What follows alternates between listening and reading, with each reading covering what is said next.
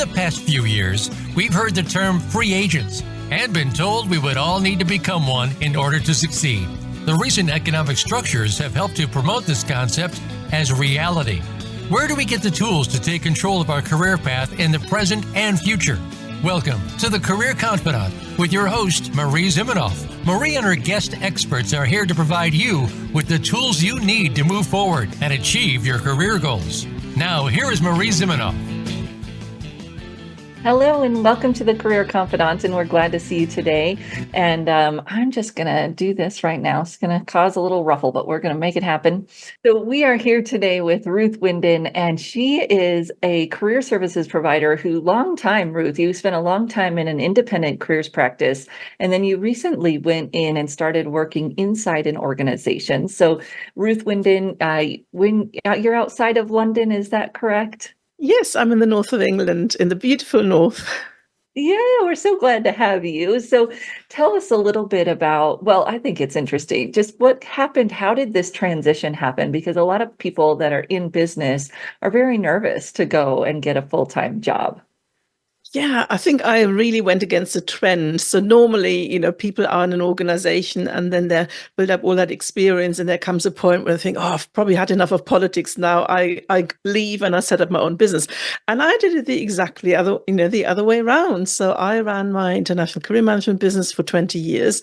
And I had a wonderful time. And I got to the point in my own career where I felt I've done so many different things and I've worked with so many different organizations, but what I really miss is actually seeing things being implemented and building that network internally and really bringing about change in one organization.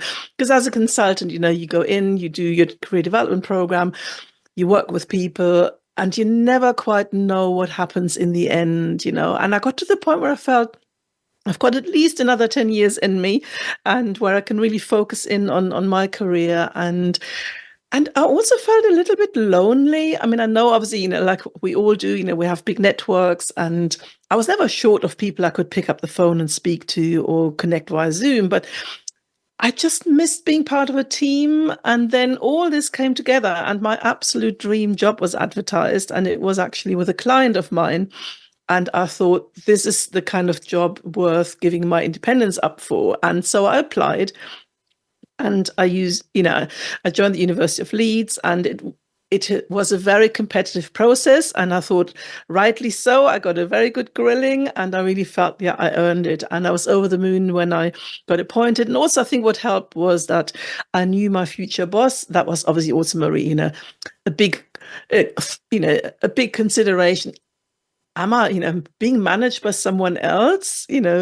What kind of a person can I be managed by? And the wonderful thing is I'm extremely happy. It's now already 3 years. I can't believe where the 3 years have gone. And I'm part of a beautiful team, wonderful colleagues. My boss values my experience and gives me lots of autonomy. So I'm very, very lucky I can bring in all my experience and bring in new programs and develop now that internal network and make change happen in one organization. That was my story. And everyone said, why are you doing it? You're supposed to do it the other way around. And I said, no, I really want to see the change. I want to build the networks. And we're 11,000 people. So there's a big network to master. And now I can tell you a little bit more about the kind of things I do, but it's very much about, transformative change. And that's really exciting. I love that. And one of the things that you get to do is work with people who are inside the organization, but wanting to manage their career in some way. So I want to hear from you. What are some of the challenges you see people inside the organization struggling with as they navigate career development inside the organization? Yeah, I think one of the challenges I saw immediately when I joined was that managing your career is a skill. And I think a lot of people, they came into an organization and then they got more and more opportunities, but we're not necessarily spending enough time on learning how to manage our careers. And so what I see is really the need to understand, okay, how do I gain visibility internally? How do I develop my skill set? How do I, put myself forward for opportunities? basically, this whole piece about how am I proactive, but also, what is my reputation in the organization? How can I build networks, relationships, find people to support me? And, you know, it's it's a big challenge for people because, we're also busy with our day-to-day jobs, and taking time out and really thinking about, who am I, what do I want to do, where I want to go, and how do I make that happen? It's not really different, Marie, from the clients I used to have, independently in many ways. Yeah, but now they're trying to, like you said, do it on top of their internal organization and maybe navigate a little bit more of the bureaucracy. Then obviously when you're changing organizations, you're an unknown and there's pros and cons to that. But when you're internal, there's all of that, like you said, reputation management and understanding how the system works to get from here to there. Is that one thing you get to work with people a little bit on?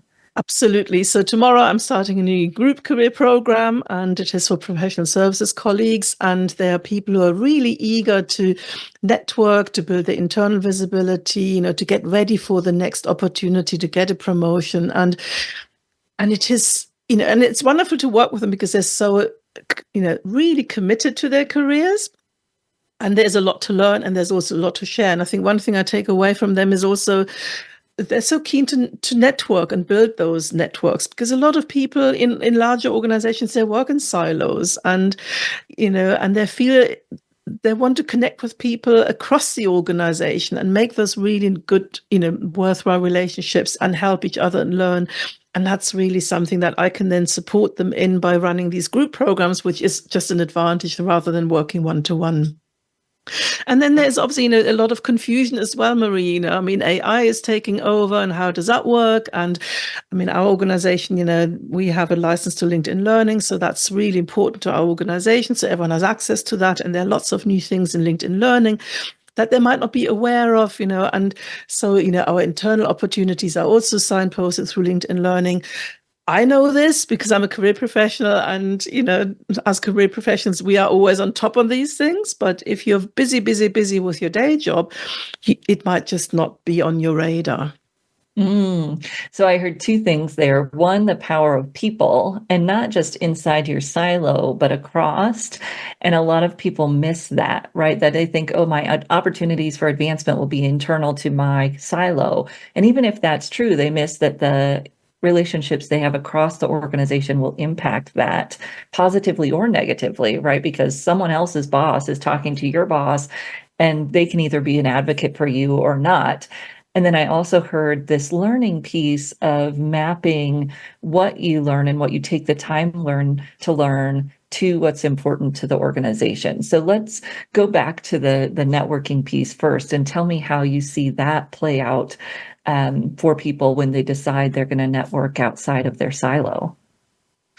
I think for me, it is really, taking up opportunities to engage with other people. And we're very, very lucky in my organization because, for instance, we have a network of women at Leeds, and there are 1,000 of us in there, and it's on Teams and lots of events. There are a lot of events, training opportunities, speakers coming in. So, we're not short of opportunities to meet other people. And I personally, I'm a big fan actually since COVID, because I joined during COVID. There are many opportunities that people have by being online. You can take part in meetings you might not have been able to take part in before. So there's certainly something about, but it requires people to be curious, to be confident, and to show up, and also to carve out that little bit of time. It doesn't have to be a lot, but, even let's say, an hour or half an hour a week, that really is already a starting point where you can really engage with people beyond your own direct working environment. Yes. Well, and we're talking today because you're coming to the Career Thought Leaders Symposium in Lisbon in April, and talking about those online opportunities, but then also the power of the in-person opportunity. And I'm excited Absolutely. to get to see people in person, because that kind of cements those online relationships, right? Yeah, and I have to admit, I mean, I am now back in doing a lot of in-person events, and you just cannot beat it. I mean, it's an absolute delight. But also, a lot of colleagues, not a lot, but some of our colleagues are remote, and so I really have to strike the balance. But being in person and seeing each other in the room and seeing people, and their their facial expressions and the joy you could have, the laughter and getting down and doing some really good work together, that electric, sort of atmosphere, I don't know, you just can't get that online, can you? No. And it's so interesting because the first time we went back in person after missing a few years because of COVID, I thought, oh, is this worth it? Because it's a lot of work, as you know, having run events too. And the moment that people started to show up, it was like, yes, this is worth it. So if you're a career thought leaders, a career services provider, check out careertl.com/simp 24, so SYMP Symposium 24, and join us. There's still space and time to join us in Lisbon. We are going to take a short break, and when we come back, we're going to talk with Ruth a little bit more about this internal career development, what people can be doing to develop your career, whether you're working today or not. And we'll be right back in just a few minutes. Follow Voice America at facebook.com/Voice America for juicy updates from your favorite radio shows and podcasts. You know that the career landscape has changed and that you need to be proactive about managing your career. You can have the foresight, skills, and confidence you need to take charge of your career and seize opportunities. A strategic advantage and career expert, Marie Zimenoff has helped thousands of leaders like you get focused, get found, and get hired. Visit getcareersmart.com to find out more. That's getcareersmart.com or call 800-521-2080 to schedule your complimentary consultation. Voice America programs are now available on your favorite connected device, including Amazon, Alexa, and Google Home. Through streams with Apple Podcasts, TuneIn, and iHeartRadio, listening to your favorite show is as easy as saying the show name followed by the word podcast. Hey, Alexa, play Finding Your Frequency podcast. If that doesn't work, try adding on TuneIn or on iHeartRadio or on Apple Podcasts. Do you need directions to solid financial future? If so, the Money Answers Show with Jordan Goodman will provide you with a roadmap to making smart money decisions in every area of your personal finances. Join Jordan every Monday at 12 p.m. Pacific Standard Time, 3 p.m. Eastern for the Money Answers Show on the Voice America Business Channel. Learn how and where to get the best deals on mortgages, cars, and insurance. Find out the best ways to save for college and retirement. Get out of debt, improve your credit rating, and save on your taxes. The Money Answers Show with Jordan Goodman will provide you with great tips on investment opportunities in real estate, stocks, annuities, and other investment vehicles. That's the Money Answers Show with Jordan Goodman on the Voice America Business Channel every Monday at 12 p.m. Pacific Standard Time. When it comes to business, you'll find the experts here. Voice America Business Network.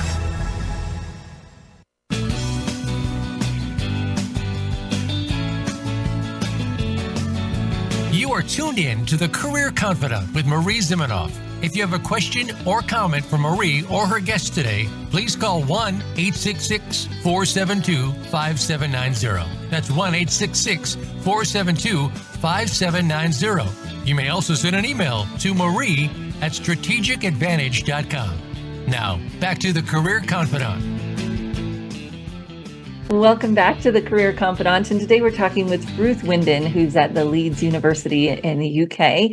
And Ruth, you've been talking about the importance of developing the career internally. We've talked a little bit about relationships. We're going to talk a little bit about learning. But before we go on to learning, I don't know, anything that you would add around relationships and kind of that social capital and how people figure out like who's the most important for you to maintain those relationships with?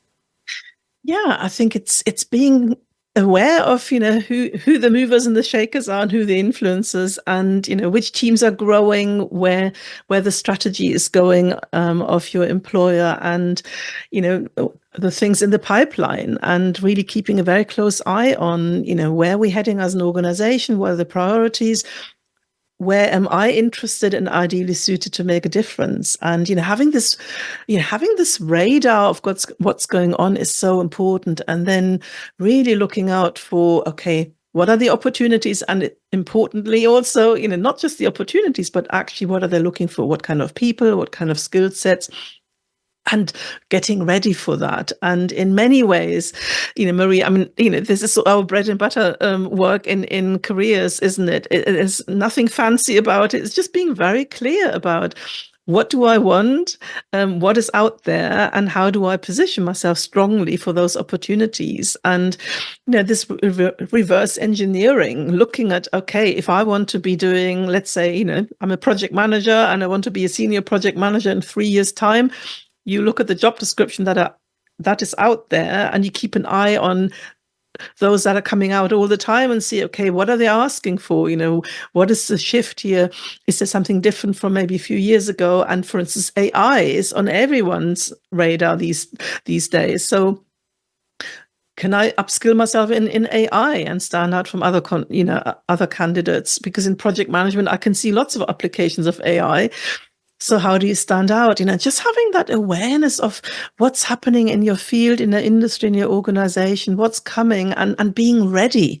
And, and again, we said that earlier, it does take time and effort, but I think it's also exciting. And the beautiful thing is, in an organization like a university, we're all learners. I mean, when you look at the StrengthsFinder profile in our organization, of course, so many people are learners, and that's such a strength. So use that learner to really be on top of positioning yourself and having those skills ready for when they're needed. Yeah, and I love that when you think about the relationships. And oftentimes people can think if I'm forming relationships strategically, then it's not authentic. And we want to prevent that kind of black and white, yes or no thinking. You can think strategically about where would the relationships be a good thing for your career, but then also balance that with the authenticity of really wanting to build relationships with people, and only building the relationships with people where you have that connection, because there's plenty of opportunities. So we don't need to have that kind of either or mindset, right? Absolutely. And I think for me, it's really doing a good job. I mean, when I came into the university 3 years ago, I knew a few people, but I certainly didn't know as many people as I know now. And I was very conscious, I needed to do a great job, and I was very motivated, and I'm obviously very committed to my job and my role, and I want to make that impact. And then you just build that reputation slowly and steadily. And I wasn't constantly thinking, oh, is this person useful for me? Because that is just such a strange way of doing it, isn't it, Marie? But for me, it was more like, who can I connect with? Who can I get interested in my work? Who do I maybe need to convince? Who do I need to get on board? And really showing up and doing the work and doing great work. And before you know it, people come to you and ask you to do things, and your reputation grows. And there might not have been people on my radar when I started out, but that doesn't matter, because it's building that reputation. I'm not a big fan of just saying, okay, I make my list and I'm only looking for the superstars or, the people who I think have power. It just doesn't work like that, Marie, does it? No. And sometimes the people that you would think don't have the power actually do. And so that's why you just go and meet people. Exactly. And find, who do I make that connection with? You talked a little bit about the learning and the learner inside of an academic department, but that learning is so important for everyone. I was fascinated to hear that you've got that LinkedIn Learning connected to the advancement in your organization. Tell me a little bit more about that. Yeah, so you will find that many universities in the UK have a LinkedIn license, and that means that every student and every staff member has free access to LinkedIn and LinkedIn Learning. And so, and we have people who work hard on this. We have experts on LinkedIn Learning in the organization, and we share a lot of good practice and what people are using LinkedIn Learning for, and we develop our own pathways.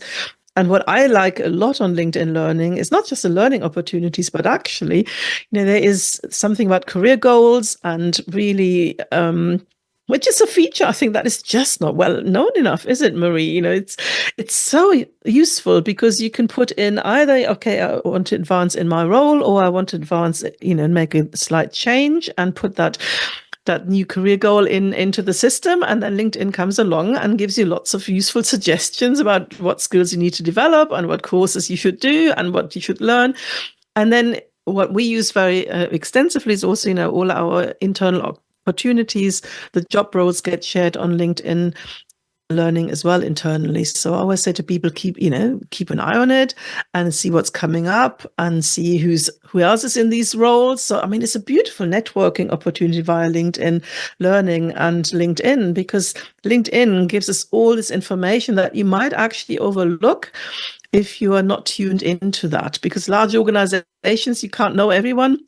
And LinkedIn, basically in LinkedIn Learning, just pushes these people into your field, and you see them, and that's a really good help as well. Yeah, that's interesting. I just think of, you might not have LinkedIn Learning at your organization. So thinking about how it doesn't have to be just LinkedIn Learning, but how there might be other learning opportunities inside your organization. So if you're listening and you think, oh, Ruth, I don't have LinkedIn Learning, there still might be opportunities for you there. So share just a little bit about the group work that you've been doing, because that's going to be the focus of your presentation at the symposium. How has that added value for you and for the people that you serve? Yeah, so I'm lucky that my employer was very keen on my group coaching experience, because what we're interested in is, deeper transformation. And as much as I love one-to-one work and one-to-one coaching or mentoring, what the groups offer us is, having a cohort of people in similar situations at work, going through things together and developing, much clearer career management skills. And the group process offers an opportunity for people also to learn from each other. I think for me, that's such an important piece. Yes, I'm a careers expert, but when you work one-to-one, you're always in that expert role. But when I work with a group, I really try hard to help everyone in the team, in the group, to recognize their own career management skills, and then they start helping each other. And that also reinforces for people that actually have a lot more skills than they're thought. And so I'm running several career programs in groups at the moment, with different cohorts, from people who work in professional services to researchers to academics. And I just love the dynamics of it, because people might find it a little bit unusual to start with doing things in a group, but I've spent many years of my career as a facilitator. So when you can really facilitate the groups, the dynamics, it brings out the best of people. And also, one person said to me last time, I feel less lonely now.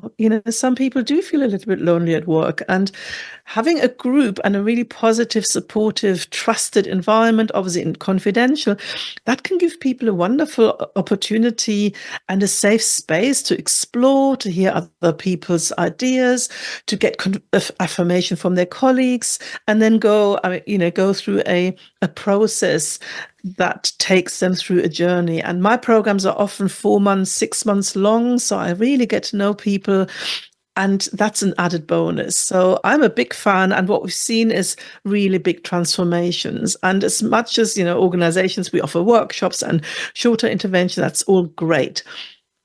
But the real transformation you don't necessarily get from a workshop. The real transformation comes from being, in a process for a longer time and having that headspace. And that's what people say to me often. Oh, this was a program 6 months long.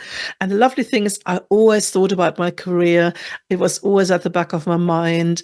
You asked us to do all these exercises and activities and share and learn and grow. And then they make the transition. And very often it's either a transition into the next level up, or, the university is very open about also helping people if they have other career directions in mind, to help people move forward. We're really good as an employer like that. So that group process can bring out the best in people. But I also want to say it's not for everyone.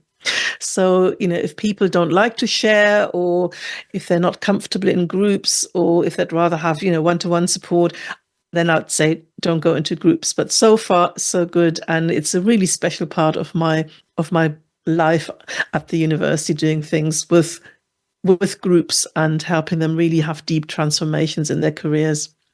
I love that. Well, and it might help someone who's thinking about joining a career coaching group think about it a little bit differently. So I love that you shared that. So share just a few takeaways. If someone's coming to the symposium, what would they expect to get from your presentation? What would some of the takeaways be?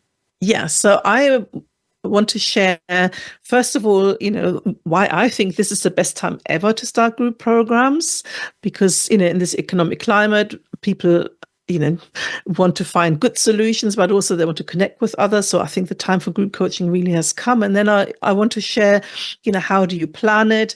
What are some of the advantages? What are some of the things you have to look out for? How can you really make it work? How can you market it? Because I'm aware, a lot of our colleagues are not in organizations. They run their own businesses. So how can you get a group off the ground? But also, if you're in an organization, how can you convince others that that is a good thing to do? And I want to go really deep and be very honest with my experience. I've done this for 15 years now. And, I learn every single time I run a new group. So some of the facilitation tips, some of the things in terms of group dynamics. This is where often I think when I see other people talk about group coaching programs that they don't really go into that very much, but this is where things can go really, can be a little bit difficult, or people say, oh, I haven't got that experience. So some of these tips, how do you set up a group from the beginning so you build that trust so that people feel comfortable, and I can share some really lovely little exercises I do that I've learned over the years that really gives you a strong start, and then things fall into place, and then you can take the group with you.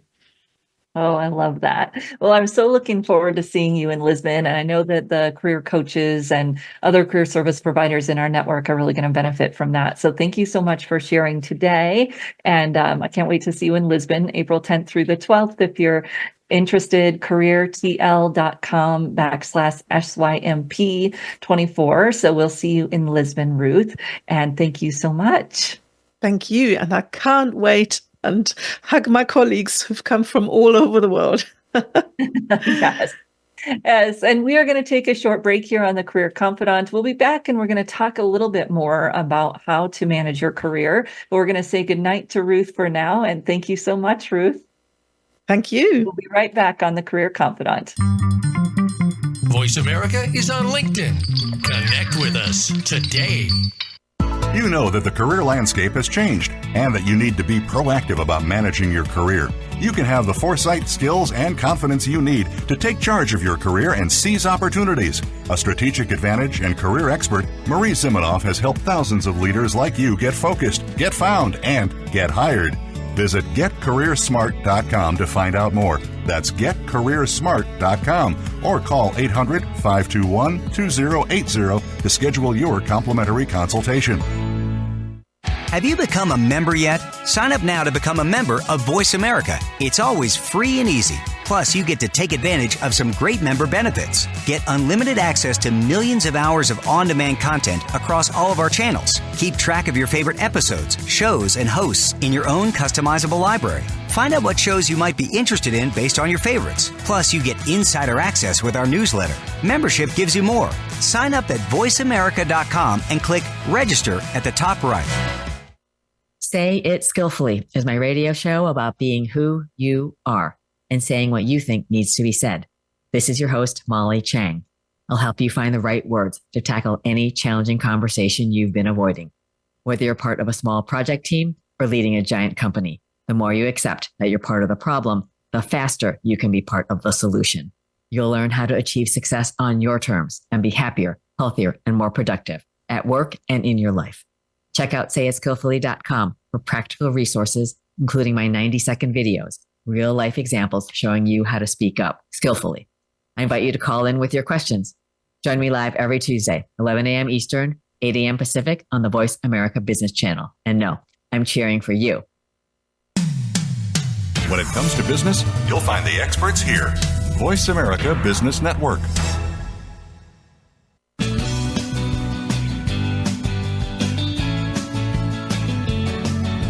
You are tuned in to the Career Confidant with Marie Zimenoff. If you have a question or comment for Marie or her guest today, please call 1-866-472-5790. That's 1-866-472-5790. You may also send an email to marie@strategicadvantage.com. Now, back to the Career Confidant. Welcome back to the Career Confidant. And today we were talking with Ruth Winden about how to develop your career internally. And we talked a little bit about that networking piece, really identifying how do you make those connections across your organization. And different types of us are going to do that in different ways. For a more strategic person, that's how you might start, is where are the gaps? Who do you want to talk to? Where do you want to move? And you'll start there, and then every interaction will be a little bit more purposeful. It still doesn't need to be inauthentic. It's just strategic, thinking about that and then moving that way. For others who enjoy going to the company mixers and having a little bit more open-ended conversations, they will just go do those things, but then they want to approach it strategically as well. Okay, who did I meet? Who did I really connect with? How do I maintain that connection? How do I maintain those connections that will help me move in the direction I want to go? And of course, none of those things are a one-way street. We're connecting with people who will also help you, but that you can help them. And those are those relationships that it doesn't have to be you helping them necessarily in a work setting, but helping them in whatever way you can. You're always looking for that opportunity because it's a real relationship that you want to make those connections and be connected. So when we think about how you form those relationships, how you think about where you want to go, there's a model that I created a few years ago about career management. And Ruth said this, although it's just one little thing that she said, that you've got to do your job well where you are now. And when you don't like your job, that can be challenging. And thinking about how it helps you get where you want to go can be helpful. So finding the purpose in your job. And I always say that, purpose is not something that anyone else gives to you. It's a verb. You show up with it. You decide what it is. And you can find that purpose in the job you're in now. That can help you do a better job in the job you're in now, because you're going to be limited in your success internally as well as externally if you're not doing a good job in the job you're in now. Then you've got to say, okay, where you are now, what are your opportunities to leverage that job to get other experiences that you might want, to meet the people that you might want? And when you've got that foresight of at least a short-term goal of where you'd want to go next, you can think about what in your current job could you do to build yourself those opportunities? Are there meetings you could go to where you'd meet some of those people? Are there opportunities or special projects you could take on where you would meet people and get the skill sets you want to get, or build visibility for the skill sets you already have that will help you move into that next role that you want? So it's kind of that three-pronged approach in your current job. Are you performing, doing it well? Are you networking? So kind of using where you are right now to build those relationships inside or outside your organization. That could be helpful. And are you learning in terms of the skill sets that you need to take that next job on? So that's in your current job. We've got to be doing that right now. Then thinking about, okay, that short-term goal that I want to take and move towards, how might I take on a volunteer opportunity that will really get me one step closer to that job? Now, this might be internal to your organization, but it also might be external. It might be a volunteer opportunity. It might be an association leadership job. It might be something completely outside, but the test of it is, does it bring you those skills you want for that next job that you're interested in? Because there's likely a gap in terms of what you have now from what you need to have to get that next role. And finding those opportunities to really gain that skill are going to be important. Then, of course, you're going to start that networking of the strategic networking to really build the people in those areas that will know you when you apply for the job. So we used to say, it's who you know, but now, it's really who knows you and what do they know about you. So we're looking for opportunities to network and build visibility for those new skill sets, which we might get in that volunteer opportunity. We might get in a new project we take on, et cetera. But we're really looking for that.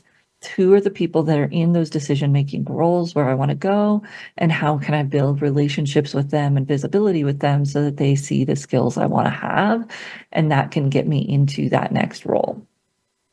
Then we also think kind of long-term of what do I want long-term, and how do I build my network towards those long-term goals. Might be a little different than the short-term goals. And what do I need to learn? How do I maybe even research? What are the gaps that I need to learn? I might not be ready to start learning them yet. I've got a lot of time if that's my longer term goal to get there. But I've got to start doing that research to figure out what are the gaps, what will I need to learn? How do I put all those pieces together? And of course, continuing the networking towards that long-term goal as I build relationships from one organization to the next, one type of job to the next, whatever that might look like. So when I put all of those pieces together, that comes into a lot of what Ruth was talking about in terms of the relationships I need to have, then the skill sets I need to build. And not forgetting that there's oftentimes a lot of learning opportunities available inside your organization. Do you have a learning organization support? Most big companies do. If you have a smaller company, they might not, but you may be able to get some support in taking classes or whatever it might be towards what you would like to have, and maybe using some of those external resources like Coursera, free courses through lots of organizations that are offered there, free courses that might be offered through websites, free courses that might be offered through big universities, which is very popular right now.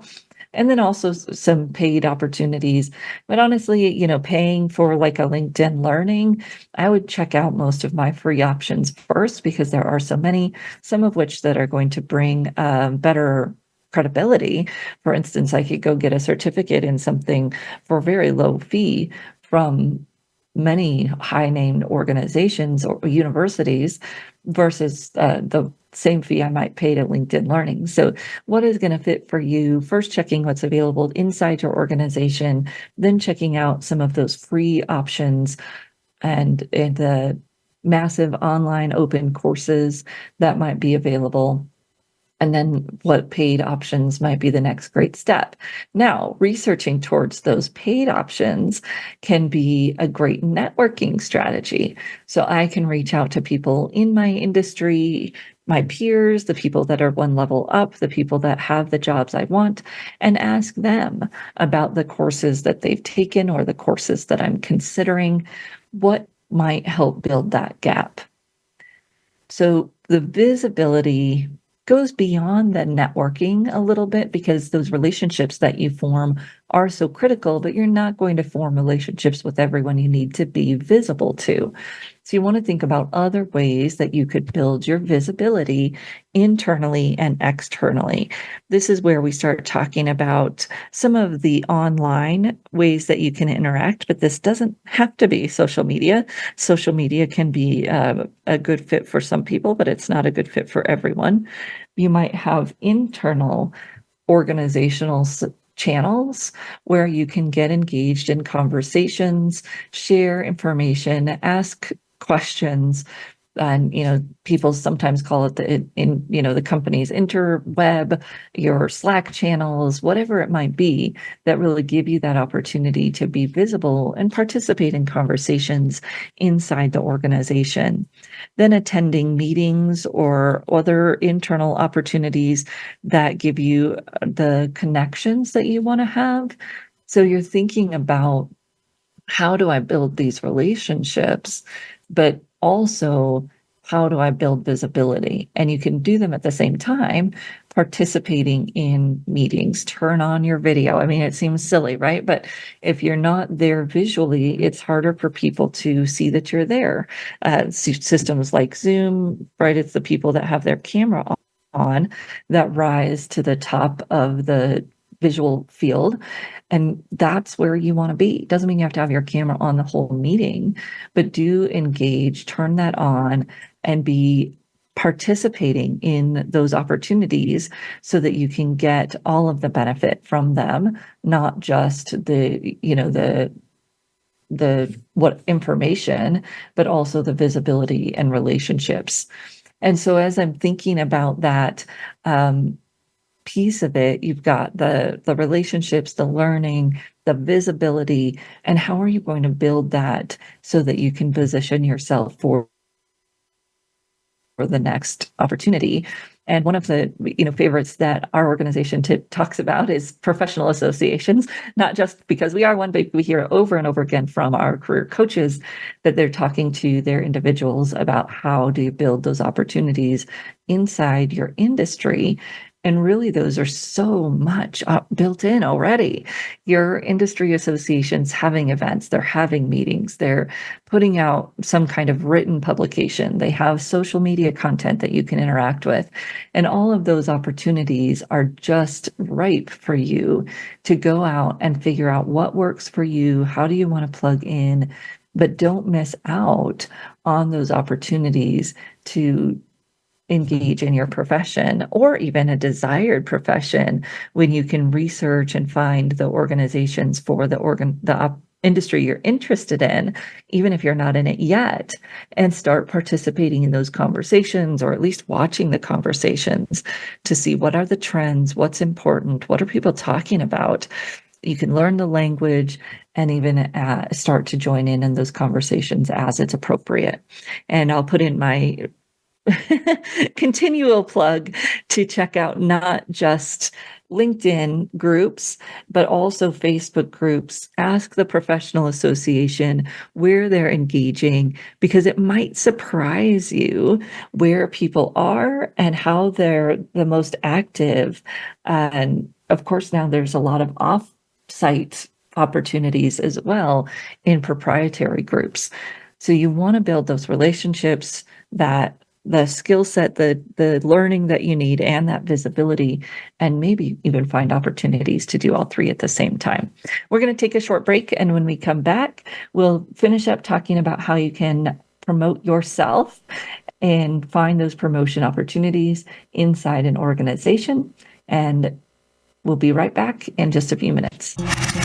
Voice America is on your favorite smart speaker. If you have Alexa or Google Home, go ahead and give us a try. Hey Alexa, play Finding Your Frequency podcast on TuneIn.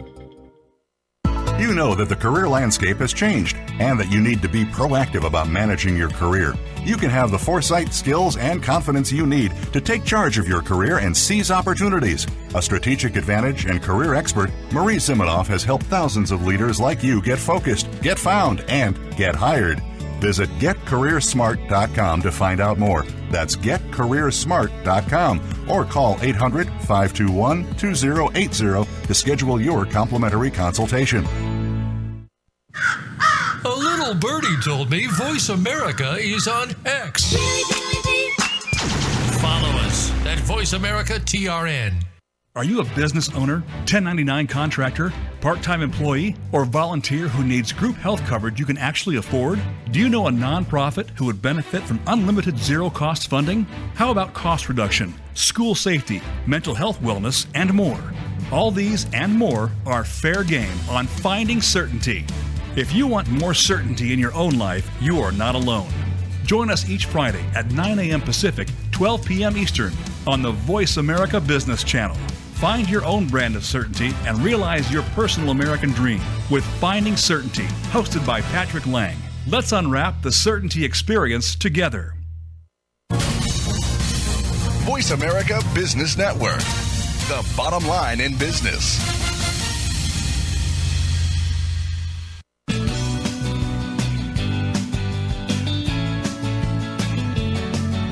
You are tuned in to the Career Confidant with Marie Zimenoff. If you have a question or comment for Marie or her guest today, please call 1-866-472-5790. That's 1-866-472-5790. You may also send an email to marie@strategicadvantage.com. Now, back to the Career Confidant. Welcome back to the Career Confidant, and today we've been talking about career advancement and how we can use our current role to springboard that advancement, and how we can learn to navigate inside the organization. And I've got to say, so I recently started a leadership position inside a nonprofit organization because, I wasn't busy enough. And one of the missteps that I made in the first few months of this leadership position was not understanding who all the players were, who all the powers that be were, and that just an individual that had not seen around that much, who had come to a few meetings but hadn't said much, and I didn't understand the role that this person played inside the organization, and misstepped. Right, didn't ask for their input on something, and it didn't go over well. It caused some strife, and that is one of the challenges inside any organization. And even if we're an entrepreneur, we have that challenge with either clients or customers or potential clients or colleagues that we're interacting with as peers, that we always want to, well, one, be aware and be looking at the nonverbals that people give off. I think that's particularly challenging for us sometimes when we're in the hot seat, right? The meetings that I'd attended where this person had also attended, I was in charge, and I was too busy trying to get my bearings of the process and the technology and all of those things to really pay attention to the nonverbals amongst the people. And also to do some one-on-ones and really get the lay of the land by having conversations one-on-one with people around what's going on in the organization. Who should I connect with on this issue or that issue? Those are questions to be asking when we're in a group setting of any kind. And what I've seen for employees, and I made these mistakes myself when I was employee, is that oftentimes we get too busy doing our job to do our job, that we're too busy doing the day-to-day to really look at what's going on inside the bigger picture of the organization. Or maybe we think that is just a distraction from what we should really be paying attention to do our job well. And we don't recognize the impact, not just to our career, but to our effectiveness, to our happiness, to and everything that we do when we aren't paying attention to what's really going on inside the organization. And so I think about that and the way that we might want to kind of sweep the bureaucracy under the rug or not pay attention to it, and how it does impact our ability to do our job, our ability to get the next job, and our ability to really enjoy where we're working. And we think that by avoiding the bureaucracy, we will be happier, right? Ignorance is bliss. But after we've been around for a little while, we know that that's really not true, because eventually that ignorance catches up to us, and it does worse damage than it would have if we would have learned of it up front. So thinking about that and the relationships inside of your workplace, how are you building relationships in your current role? How are you making sure that you're maintaining those relationships? And then what are some of those, maybe even relationships you've avoided because of the bureaucracy inside your organization? And what might you do to start building that bridge so that it doesn't impact you negatively right now or in the future? Most of us have that person in your brain where you avoid them or whatever it might be. And how might you bridge that gap? The 2 points. So I was teaching a leadership class this weekend, and the main facilitator shared a couple of thoughts. One is that assuming positive intent. And this is harder than we think it is, to really do it, to really assume that when you interact with someone, that they are coming at it in the best way they know possible, that they have the best intentions. And of course, the better we communicate, the more we'll be on the same page, and hopefully those intentions will align because we've got a shared goal. But even when that might not be the case, to just assume that that person you're connecting with has the best intentions, wants good things for the people that you're both serving, the organization that you work for.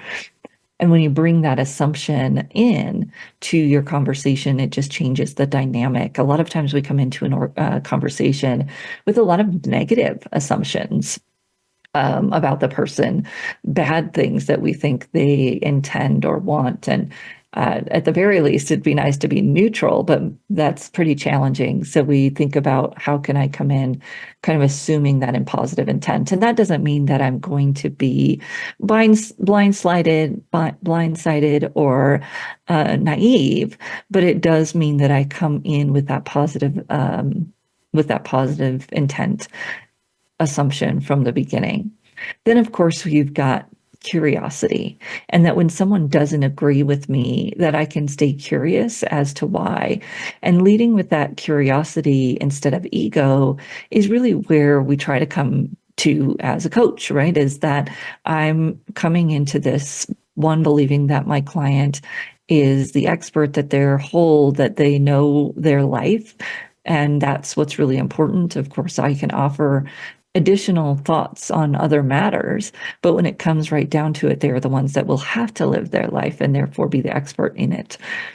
And then when I come at it with that coach approach, it's really my goal is to ask the questions, maybe provide a framework, but have that curiosity be the lead, not the ego where I feel like I know it all and I'm going to tell it to you, but that I'm interested to know where you're coming from, what's factoring into your decisions, what's going to be best for you, what the gaps might be that we could fill together, but not taking that, kind of hierarchical approach, but that more flat power structure of we're in this together. So if you're in an organization and you're thinking about forming more relationships to build your career, take those two little pieces with you, that assuming positive intent and using your curiosity and looking for opportunities to build your network, to have those real authentic conversations and relationships with people, and then also continue your learning, which comes back to the humility of leading with curiosity, is that I don't know it all. And I'm going to learn, I'm going to find those gaps so that I can fill them. And I'm going to continue not to just learn from educational opportunities, but from the people that I engage with every single day.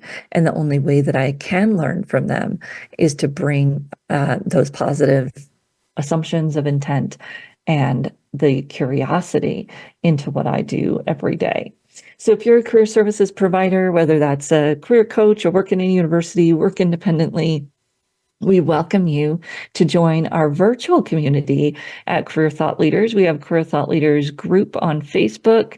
We also have Career Thought Leaders group on LinkedIn. It's not the easiest place to connect, but we're there.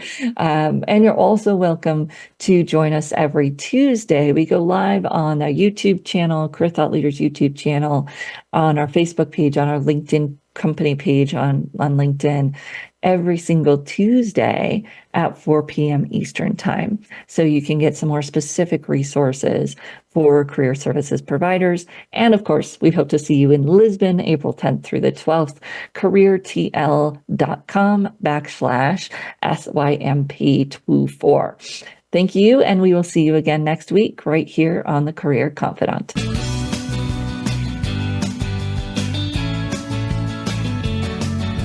Thank you for listening to the Career Confidante. Marie Zimenoff will return again with another terrific guest next Monday at 2 p.m. Eastern Time, 11 a.m. Pacific on the Voice America Business Channel. Be sure to join us then.